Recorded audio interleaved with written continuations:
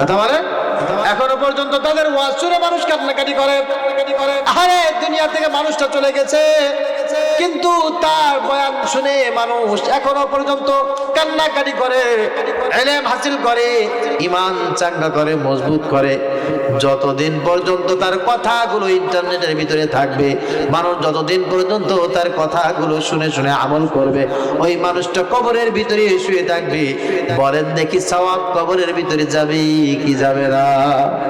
জিকিরি বুখারী শরীফ লিখেছেন, মুসলিম শরীফ যিনি লিখেছেন, আরে এমনি করে ইসলামী সুন্দর সুন্দর কথা যারা ছড়িয়ে দিয়েছে, সুন্দর সুন্দর কথাগুলো যারা পাবলিসিটি করেছে, এই কথাগুলো, এই কিতাবগুলো, এই বইগুলো যতদিন পর্যন্ত থাকবে, যারা ইসলামী গান গেয়েছে, সুন্দর সুন্দর ইসলামী গান, আরে আইনুদ্দিন আল আজাদ রাহমাতুল্লাহি আলাইহি চমৎকার করে ইসলামী সঙ্গীতগুলো গাইতেন, এই গানগুলো যতদিন পর্যন্ত থাকবে, মানুষ শুনে ঈমান তাজা করবে, মজবুত করবে। আর ওই ব্যক্তি কবরের ভিতরে থাকবে উপকারী এই ইলমগুলো থেকে মানুষ যতদিন পর্যন্ত উপকার পাবে, কবরের ভিতরে সব যাবে কি যাবে না? 3 নম্বরে আওয়ালাদিন সালিহিন ইয়াদউলা, কিছু রেখে যেতে পারেন নাই, একটা ছেলে রেখে গেছেন, একটা মেয়ে রেখে গেছেন।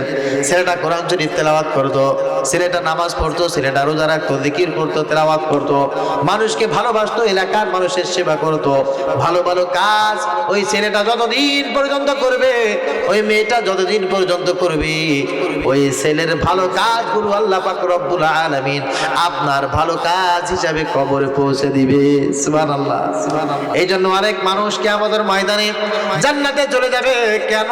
সেই ব্যক্তি একটা সুন্দর নেককার সন্তান পৃথিবীতে তৈরি করে রেখে গেছে। এই কারণে আল্লাহ পাক রব্বুল আলামিন তাকে সম্মানিত করে কিয়ামতের ময়দানে জান্নাতে বানায় দেবে। এই জন্য সন্তানের জন্য কিয়ামতের ময়দানে জাহান্নামে যাবে, আমার সন্তানের জন্যই জান্নাতে যাবে। হবে কি হবে না? সবাই বলেন হবে। এই সন্তানের জন্যই মানুষ পৃথিবীতে এত কষ্ট করে, আর এই সন্তান দিয়ে আল্লাহ তাআলা জান্নাত সুসজ্জিত করেছে। হুব্বু শাহাওয়াতি মিনান নিসা, মহিলাদের ভালোবাসা দিয়ে আল্লাহ তাআলা দুনিয়া সুসজ্জিত করেছেন। ওয়াল বানিন, আর সন্তান সন্ততি দিয়ে, ছেলে দিয়ে, মেয়ে দিয়ে আল্লাহ পাক রব্বুল আলামিন পৃথিবীটা সুসজ্জিত করেছেন। ওয়াল কানাতিরিল মুকান্তরা, খুব খেয়াল করে বুঝতে হবে। আল কানাতিরিল মুকান্তরা, গচ্ছিত ধনভাণ্ডার, ব্যাংক, বিমা, অফিস, আদালতে অনেক ধরনের টাকা পয়সা মানুষ জমা রাখে। এইগুলোর প্রতি মানুষের আকর্ষণ আছে না নাই?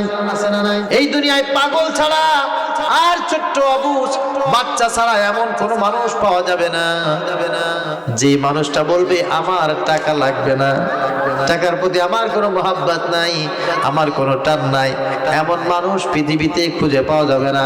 টাকার প্রতি মহাব্বত, টাকার প্রতি টান, এটা আল্লাহ পাক রব্বুল আলামিন নিজেই সৃষ্টি করেছেন। এটা দিয়ে আল্লাহ তাআলা দুনিয়াকে সুসজ্জিত করেছে।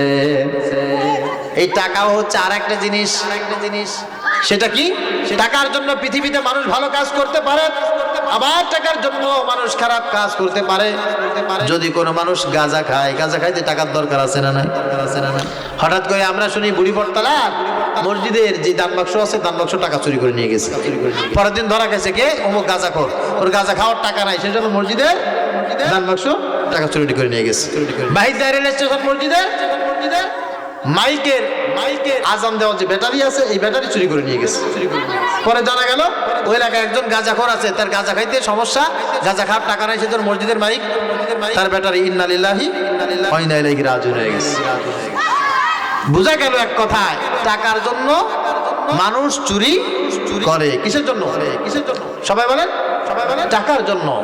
কারণ খারাপ কাজ করার জন্য টাকার দরকার, গাঁজা খাইতে টাকার দরকার, সিগারেট খাইতে টাকা দরকার, ইয়াবা খাইতে টাকা দরকার, মদ খাইতে টাকা, মেলা চালাইতে হবে তার জন্য টাকা দরকার, লটারি করতে হবে এর জন্য টাকা দরকার, সিনেমা দেখতে হবে তার জন্য টাকা দরকার, মোবাইলে এমবি কিনতে হবে তার জন্য টাকা দরকার। আরে আজকে দেখলাম একটা ছেলে, ইয়াং একটি ছেলে, তার মাকে আরে উল্টা পাল্টা পিটাচ্ছে, মারতেছে, আর বলতেছে টাকা দিবি কিনা বল। নাউজুবিল্লাহ বলেন, টাকা দিবি কিনা বল, আমার মোবাইলে এমবি নাই, আমি গেম খেলতে পারতেছি না, আমি ইন্টারনেট চালাইতে পারতেছি না, আর তুই টাকা নিয়ে ঘরের ভিতরে বসে থাকবি, টাকা দিবি কিনা বল, নাউজুবিল্লাহ পড়ে।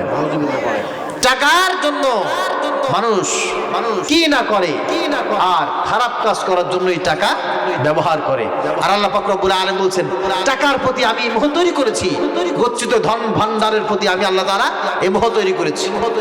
খারাপ কাজ যারা করে তাদের অনেক বেশি টাকা আছে, অনেক বেশি টাকা তাদের দরকার। এই দুনিয়ায় যত খারাপ কাজ আছে, সবচাইতে টপ পজিশনে যদি আপনি কয়েকটা খারাপ কাজকে এক জায়গায় রাখেন, তাহলে দেখবেন এক নম্বরে মদ খাওয়া হচ্ছে একটা খারাপ কাজ, যেটা টাকা ছাড়া ফিরি জীবনে কোনোদিন হয় নাকি বলেন? আপনারা যারা বাঙালি গ্রামের মানুষ তো সহজ সরল, এখানে যারা আছেন আলহামদুলিল্লাহ খুব সহজ সরল মানুষ। মদের দাম সম্পর্কে আপনাদের কোনো এলেম আছে? আমি ক্ষুদ্র মানুষ, আল্লাহ তাআলা কয়েকটা দেশে আমাকে সফর করার তৌফিক দিয়েছেন। সেখানে দেখেছি মদ কাহাকে বলে, কত প্রকার, কি কি। আমাদের দেশের নেতা গোতা যারা আছে না, আপনাদের দাদা বাবু টাবু যারা ছিল না, হঠাৎ করে দেখবেন কি সে নেপাল গেছে ভ্রমণ করতে, দেখবেন যে ভ্রমণ করতে কোথায় গেছে, ভুটান গেছে, এই একটু দুবাই গেছে, আর কি একটু অমুক জায়গায় গেছে, যা কি করে জানেন, ওই মালটুস খায়, বোতল ধরে ধরে মারে দেয়। এক বোতল 50 লাখ 60 লাখ টাকা পর্যন্ত এক বোতল মদের দাম, এক বোতল মদের দাম। আর একটা ট্যাবলেট, ও মাগো।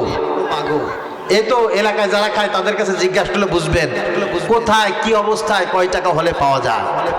বলতে চাচ্ছি এইটা যে পৃথিবীতে সবচাইতে দামি জিনিসের ভিতরে এটা একটা জিনিস যা মানুষ হর হামেশা টাকা দিয়ে এটাকে ক্রয় করে এটা খায়, এটা দিয়ে নেশা করে। কিন্তু যারা নেশা করে আজ পর্যন্ত কেউ এটা বলে নাই যে এটা নেশা করে আমি খুব বেশি কিছু পেয়ে গেছি। আজকে নেশা করছে, নেশা তখন শেষ, টাকাও শেষ, পরের দিন আবার লাগবে, আর একটা আছে প্রেম করার জন্য টাকার দরকার। যুবক ছেলেরা যারা আছো, বাপের পকেট কয়বার কাটছো, বাপের সাথে কয়বার মিথ্যা কথা কইছো, কার গাছের কি কয়বার চুরি করছো গার্লফ্রেন্ডের জন্য, এরকম কিছু দরবেশ আছে না? কথা কেন আছে না? নাই। বিশেষ মুহূর্তে আজকে এই ডে ওই ডে সেই ডে, এখানে কিছু গিফট কিনতে হবে, তা দিতে হবে, এ দিতে হবে, দিতে কিছু লাগবে না, ওই এর জন্য আর কি ভাইয়ের কাছ থেকে মিথ্যা কথা বলে নাই, মায়ের কাছ থেকে মিথ্যা কথা বলে নাই, বাবার কাছ থেকে মিথ্যা কথা বলে নাই, এমন কি কোচিং করে না, কোচিং এর ফিস গার্লফ্রেন্ডকে দান করে দিচ্ছে, সবের নিয়াতে আছে না নাই? এটা খারাপ কাজ যারা করে তারাও জানে খারাপ।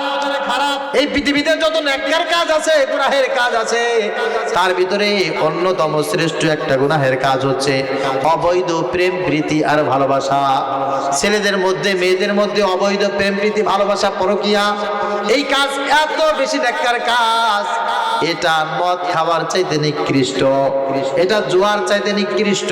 নাউজুবিল্লাহ বলেন। এটা চুরি করার চাইতে খারাপ, সন্ত্রাসী কর্মকাণ্ডের চাইতে খারাপ, মানুষ হত্যা করার চাইতে খারাপ। বলেন নাউজুবিল্লাহ। কি বলেছি? মানুষ হত্যা করার চাইতে খারাপ। আমাদের যুবক যুবতীরা যারা আছে এটাকে অপরাধী মনে করে না।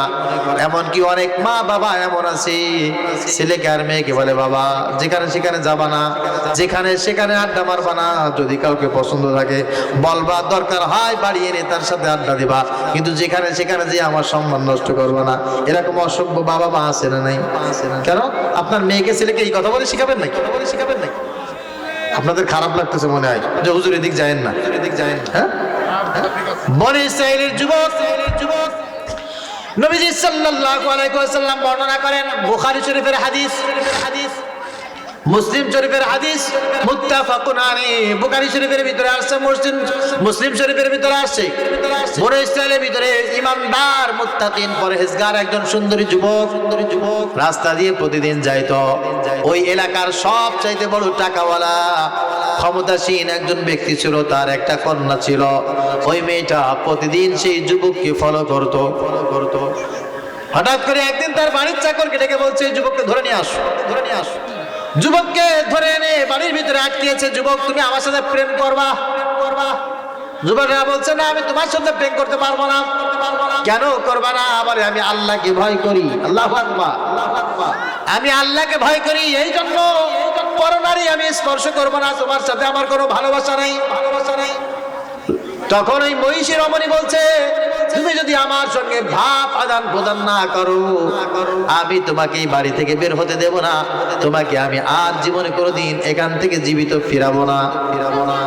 যুবক তখন মাথা নিচু করে বলছে, বাড়ি যায় আর না যায়, এখান থেকে ফিরি আর না ফিরি, আমি তোমার সঙ্গে প্রেম প্রীতি করব না, তোমার সঙ্গে আমি মেলামেশা করব না।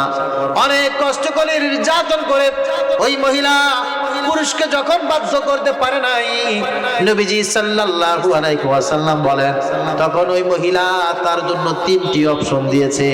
যেহেতু সে ওই এলাকার সবচাইতে সম্ভ্রান্ত ফ্যামিলির একজন মহিলা, বলছে, যুবক তুমি যখন আমার কথায় রাজি হবেই না, তখন তোমার সাথে আমার একটা কারণ, সেই কারণটা কি, তুমি আমার সাথে প্রেম না করলে, খারাপ কাজ না করলে তোমার জন্য 3টা অপশন।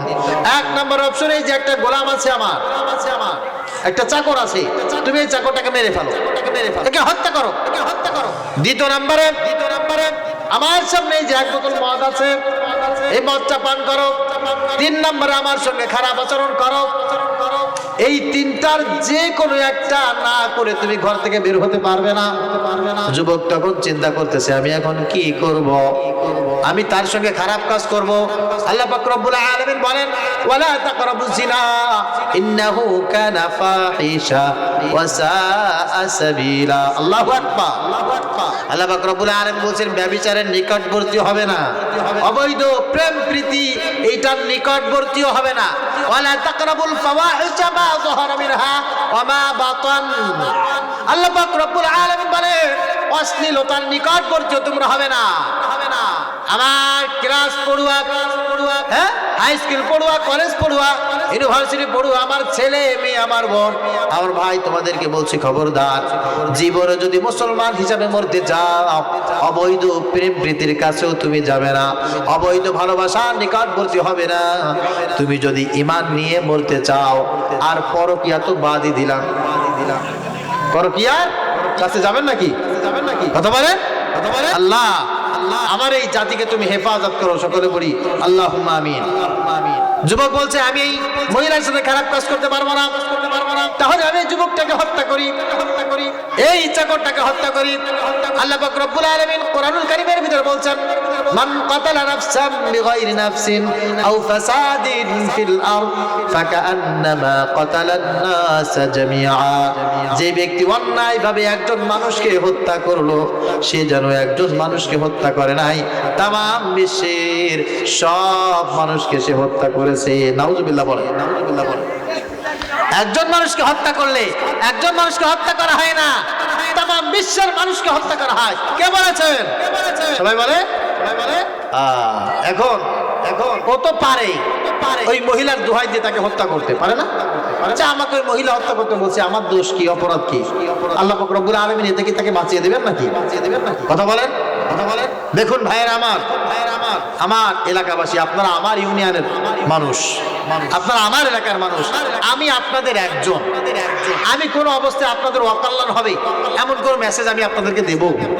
কথা বলেন, কথা বলেন। আমি মারা গেলে আপনারাই উপস্থিত হবেন আমার জানা যায়, আপনারা কেউ মারা গেলে হয়তো আমি আপনাদের জানা যায় উপস্থিত থাকবো। আপনারা আমার এলাকার মানুষ, আপনারা যারা বিবেক সম্পন্ন মানুষ, বিভিন্ন রাজনৈতিক সংগঠন করেন, সামাজিক কাজ যারা করেন, আপনারা অনেক সময় খারাপ কাজ করেন, আর দলের দোহাই দিয়ে আপনারা সেগুলোকে অ্যাভয়েড করে চলতে চান।